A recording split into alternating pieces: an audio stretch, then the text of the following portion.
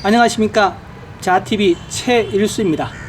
7월 3일 네팔 소식 전해드리도록 하겠습니다. 오늘도 역시 세 가지 이야기가 준비되어 있습니다.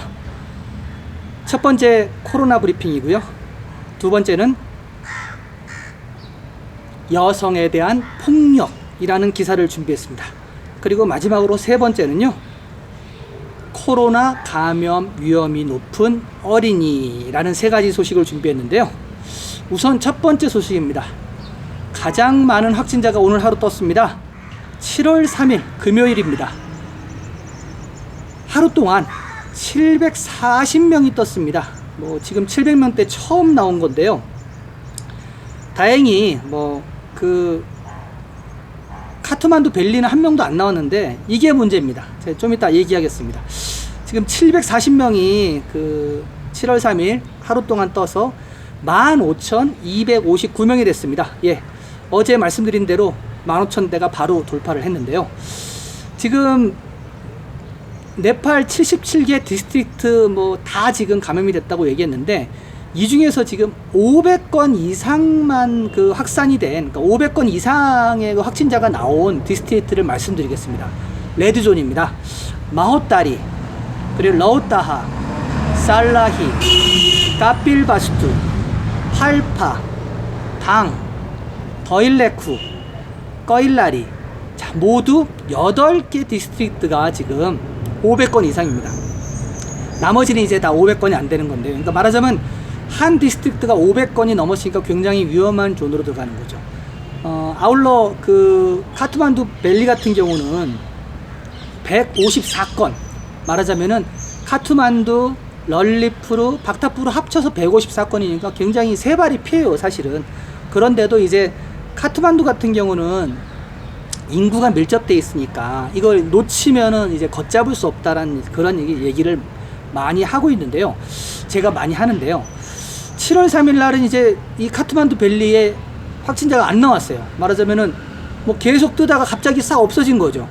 왜 이것이 문제냐면은 이 벨리가 나오지 않았는데, 카트만두 벨리가 나오지 않았는데 7월 3일 날 아참 디스트리트는 반대로 7월 3일 날만 230개의 새로운 확진자가 나왔습니다. 이것이 무엇이냐면은 하루에 테스트할 수 있는 게 한계가 있잖아요. 한계가 있는데 지금 아참 디스트리트 같은 경우는 하루에 230개가 떴다는 말이죠. 말하자면은 디스트리트 하나에서 한꺼번에 230이 나올 수가 절대 없습니다. 이 아참 같은 경우는 그 전날과 그 전날, 말하자면 집계가 안 됐던 거예요. 안 됐다가 7월 3일 날 한꺼번에 며칠간의 데이터를 합산해 갖고 보내버린 거예요, 중앙정부로. 무슨 얘기냐? 데이터가 매일매일 충실하게 나오는 게 아니라 밀려있다가 한꺼번에 나오고, 카트만두 같은 경우는 지금 어제까지 갑자기 늘다가 갑자기 없어지는 거예요, 지금 확진자가. 이게 말하자면 신뢰성이 좀 떨어진다, 이런 얘기를 제가 하고 싶은 겁니다. 아무튼 7월 3일 금요일 날 740명이 뜨면서 15,259명이 됐습니다. 문제네요. 사망자 한 명 더 나왔습니다. 사망자는요, 카트만두 바네솔 지역에서 나왔는데요. 이 보건복지부 발표에 따르면요, 바네솔에 사는 85세의 노인이 카트만두 한 개인 병원에서 사망했다고 합니다. 기저질환이 있던 분이에요. 고혈압이 있었고, 그리고 파킨슨 병이 있었던 환자는 흉통과 그리고 배뇨 감소로 인해서 병원에 입원했다고 합니다. 그리고 7월 3일 날 사망자 통계에 들어갔습니다.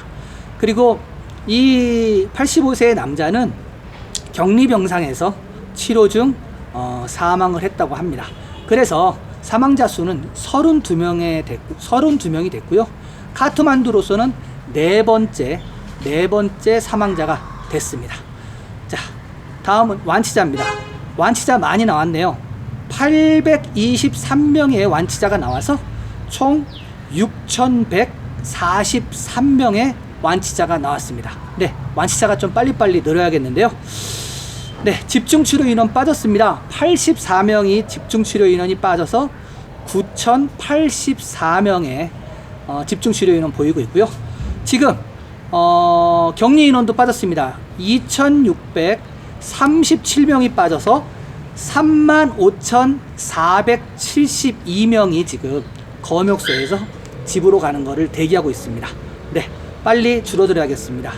현재 PCR 테스트는요, 아직도 4,000건입니다. 4,483건 실행했습니다. 그래서 242,247건 됐어요. 앞서도 제가 말씀드렸다시피 지금 PCR 테스트는 어제 뭐 그저께 비슷해요. 다 4,000 몇 건 하고 건데 4,000건 4,000 뭐 몇백 건대를 하고 있는데 오늘 유독 이상하게 740건의 그 확진자가 나온 거거든요. 그러니까 이거는 그 부정확한 거예요. 말하자면 4,000건대면은 한 400명대가 그 확진자가 나와야 되는데 거의 뭐 400건을 넘어서서 700건대가 나왔다는 말이죠. 이래서 제가 문제 제기를 하는 겁니다. 아참 디스트릭트처럼 이렇게 며칠 묵혔다가 한꺼번에 나오다 보니까 이 데이터가 정확하지 않다라고 제가 그렇게 말씀을 드리는 거고요. 그리고 네팔 전체 개괄해 드리겠습니다. 현재 네팔은 부드러운 록다운 1단계가 연장되어 있는 상태고요. 이것은 7월 22일까지 연장되어 있습니다. 그리고 네팔 국제선 및 국내선 폐쇄는 똑같이 7월 22일까지 되어 있습니다. 대한항공은 8월까지 비운항 예정이며, 그리고 7월 10일 날과 7월 15일 날 대한항공은 한국으로 가는 전세기가 마련되어 있습니다. 네. 다른 단신입니다. 지금 의료 인력이 많이 감염이 되는데 지금 현재까지 91명의 의료 인력이 감염을 보이고 있다고 합니다. 여기에 관해서는 또 다른 소식을 제가 전해드리겠습니다. 그리고 네팔 건지 격리시설에서 코로나 양성 반응을 보였던 31세 한 명이 자살을 했대네요. 네, 그러게 했고요. 지금 앞서 제가 말씀드렸던 의료 인력 감염 때문에 정부가 지금 현재 병원에 입원해 있는 암, 그리고 당뇨병 환자, 그리고 ICU, 말하자면 이제 집중치료 시설에 들어가 있는 일반 환자들, 이런 케이스들을 일단 코로나 그 테스트를 하기로 했답니다. 왜냐하면은 지금 사망자가 그 병원에서 계속 나오는데 기존에 그 말하자면 양성 테스트를 받은 코로나 양성 반응을 보인 환자에서 나오는 게 아니라 일반 환자에서 자꾸 사망자가 나오다 보니까 그로 인해서 의료 인력이 감염이 된다고 이제 생각을 하는 거죠. 그래서 보건부에서는 이들 당뇨병 환자, 집중치료실에 있는 환자, 암 환자들에 대해서 모두 다 코로나 테스트를 실시할 거라고 하네요. 네. 만약에 이 테스트가 다 된다고 하면은 더 그 양성 반응이 많이 나올 것 같습니다. 네, 그렇고요. 그리고 현재 그 럭다운 중에 그 일반 승용차는 3인만 탑승 가능하고요. 오토바이 같은 경우는 1인만 탑승 가능합니다. 아울러 어제도 말씀드렸다시피 결혼식이나 장례식은 15명 이상 모이는 것을 금지해요. 그것 때문에 지금 크고 작은 충돌이 자꾸 있습니다. 네, 코로나 브리핑 요렇게 해드리고요. 두 번째 소식으로 넘어가겠습니다. 두 번째는 여성에 대한 폭력. 네, 전에도 한번 방송했던 주제인데요. 한 번 더 말씀드리도록 하겠습니다. 코비드 19과 함께 네팔에서는 또 다른 위기가 일어나고 있습니다. 세계가 전염병을 겪고 있기 때문에 네팔을 포함한 많은 국가들이 코비드 19 확진이 증가한 후 국가들을 봉쇄시키고 있습니다. 이 인도주의적 위기 동안 슬프게도 여성에 대한 폭력은 또 다른 심각한 위기를 불러왔습니다. 여성과 소녀에 대한 폭력은 세계에서 가장 흔한 인권 침해 중 하나입니다.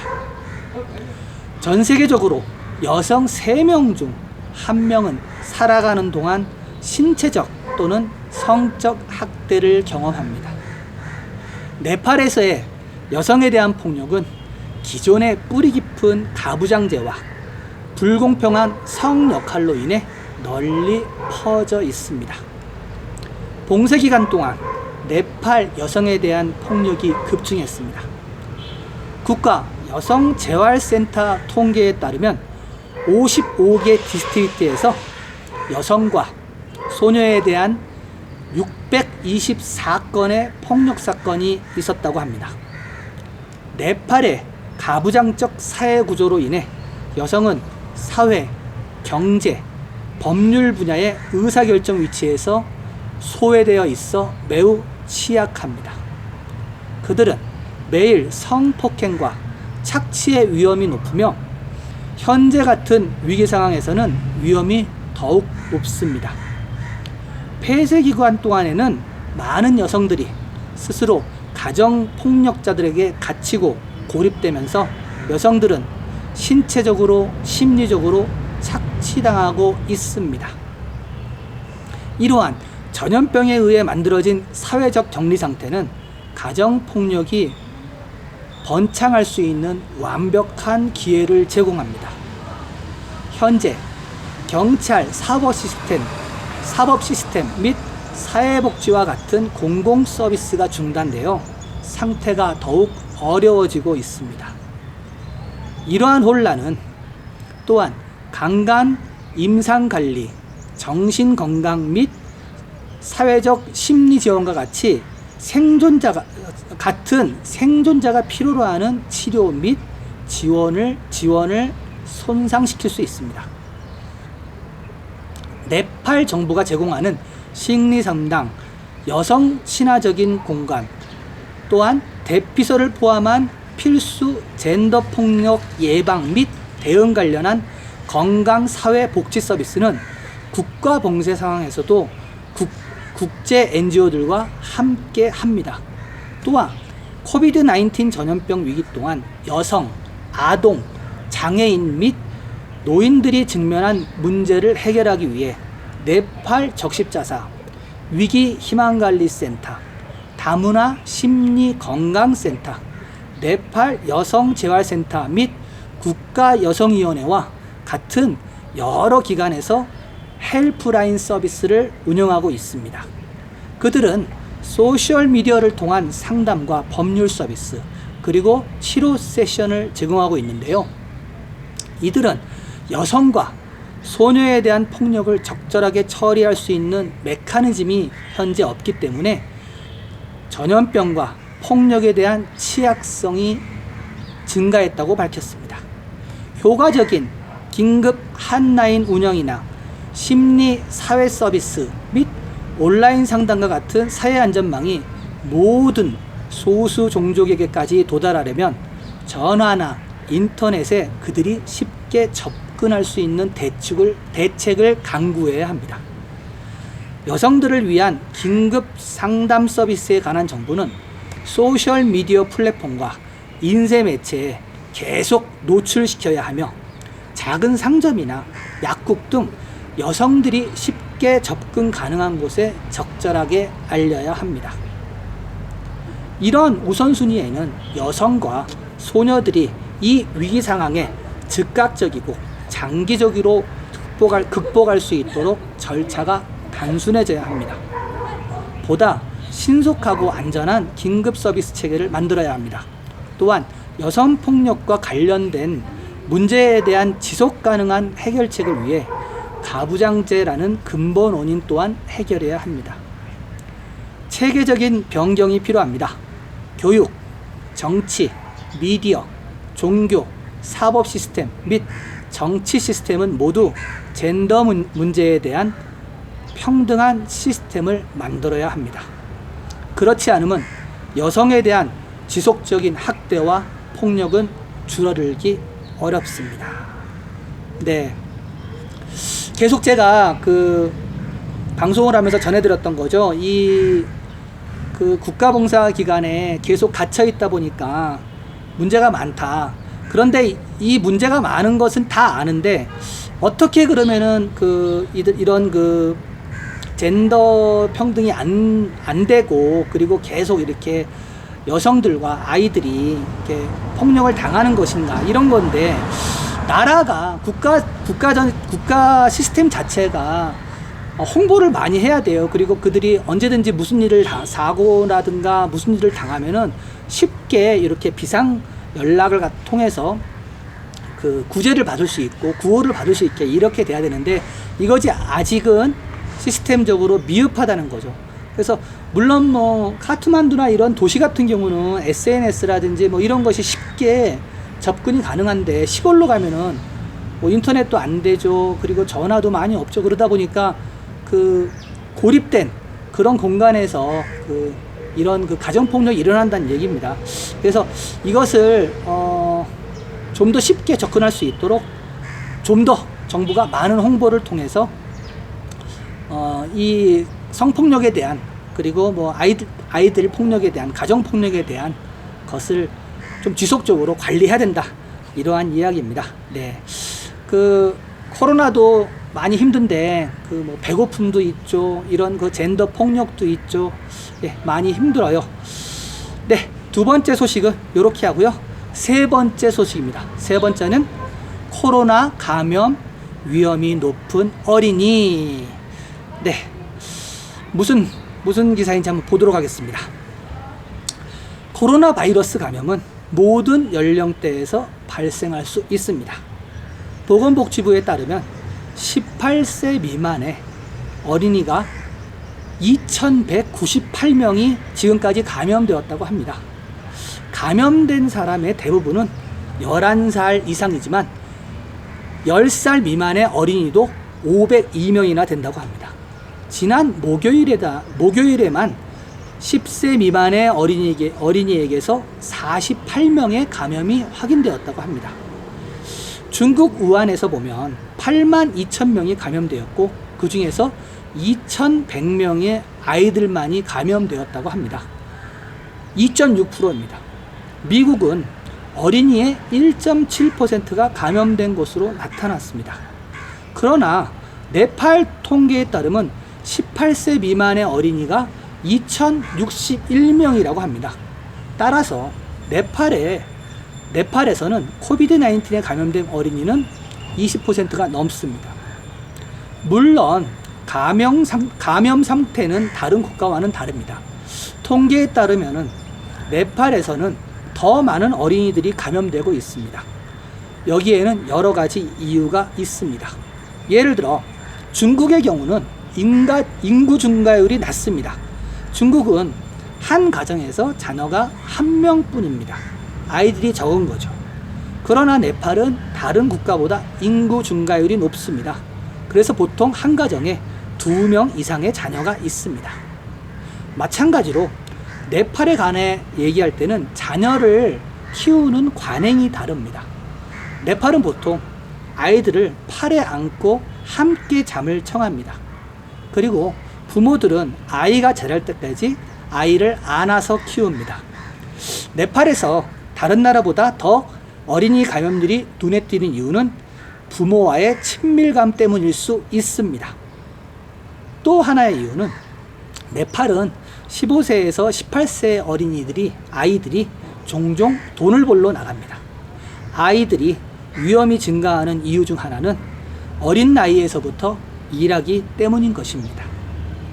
학교가 폐쇄되어 어린이들 간에 코로나 바이러스가 퍼지는 위험은 막았지만, 가정을 비롯한 여러 경로에서 오는 어린이 감염은 막지 못하고 있는 것입니다. 세계 보건기구 WHO에서는 18세 이하를 어린이로 규정하며, 각 보건시설은 이 18세 미만 어린이에 맞는 대응을 촉구하고 있는 상태입니다. 네,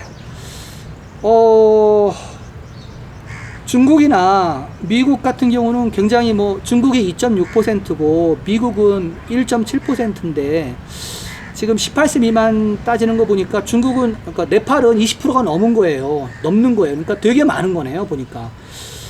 물론 지금 아이들이 많은 거는 통계상 말하자면 이제 인구 피라미드상 지금 현재 여기는 피라미드 형태, 인구 그 형태가 피라미드 형태인데 다른 데는 이제 종 형태로 다 벌써 바뀌었다는 얘기죠. 그러다 보니까 네팔이 굉장히 그 18세 미만 인구 그 코로나 확산이 많은 건데 이렇게까지 많은지는 모르겠는데요. 이게 문제가 좀 있을 것 같습니다. 20%가 넘는다 그러면은 다른 나라에 비해서 굉장히 많은 경우거든요. 그래서 이거는 아마 요런 걸 연구하는 학자들이 좀 이렇게 분석을 해줘야 될 것 같아요. 이 지금 기사 같은 경우는 그냥 단순히 그냥 어린이들이 많다라고 하는 기사거든요. 근데 이것이 이제 그 의사라든가 아니면 뭐 인구에 대한 뭐 이런 사회를 연구하는 이런 사회학자들이 좀 연구를 해봐야 될 것 같습니다. 네팔의 18세 미만 감염률이 이렇게 높다. 물론 80세 이상은 되게 적어요. 80세 이상 노인에 대한 감염은 또 되려 적으니까 거기에 대한 것도 나중에 연구 결과가 나와야겠죠. 네, 7월 3일 오늘 하루 동안 740명 그 코로나 확진자가 있었다는 것을 전해드리고요. 내일은 좀 좋은 소식이 있어야 되는데 모르겠습니다. 네, 7월 3일 네팔 소식 이렇게 전해드리고요. 네팔이 그리울 때, 그리고 네팔 소식이 그리울 때, 알고 싶을 때 자TV 찾아주시기 바랍니다. 알림 설정, 전체 알림 설정 하시고요. 구독과 좋아요는 필수입니다. 네, 7월 3일 방송 이렇게 마치겠습니다. 감사합니다.